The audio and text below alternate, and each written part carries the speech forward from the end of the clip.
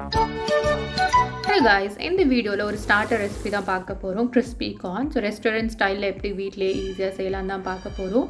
So இதுக்கு வந்து நான் பெரிய பவுலில் ஒரு பவுல் வந்து நான் ஸ்வீட் கார்ன் வேக வச்ச ஸ்வீட் கார்ன் எடுத்திருக்கேன்.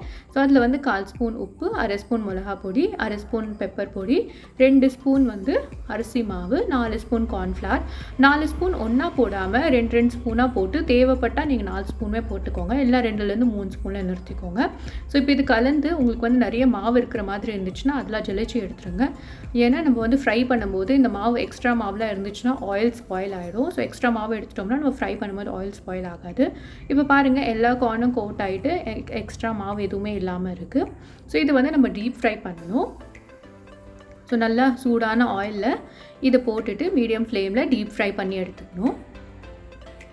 ஃப்ரை பண்ணும்போது கொஞ்சம் கேர்ஃபுல்லாக இருங்க. சில டைம் ஸ்வீட் கார்ன்ஸ் வெடிக்கும். ஸோ இந்த மாதிரி பபிள்ஸ்லாம் கொஞ்சம் அடங்கின உடனே இதை வந்து நம்ம வெளியே எடுத்துடலாம்.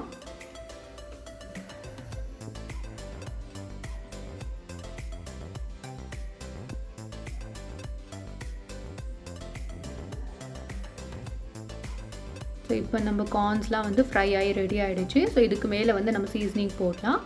நான் வந்து இங்கே 1/2 ஸ்பூன் உப்பு, 1/2 ஸ்பூன் மிளகா பொடி,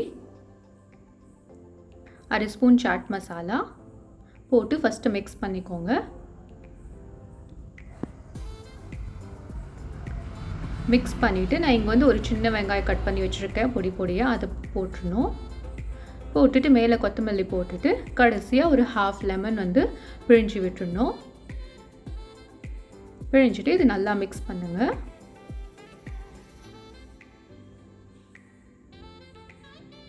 அவ்வளோதான். 5-10 மினிட்ஸில் வந்து ஈஸியாக கிறிஸ்பி கார்ன் வீட்லேயே ரெடி ஆகிடுச்சு. நீங்கள் ட்ரை பண்ணி பாருங்கள். உங்களுக்கு பிடிச்சிருந்தா subscribe to 2 servings. Thanks for வாட்சிங்.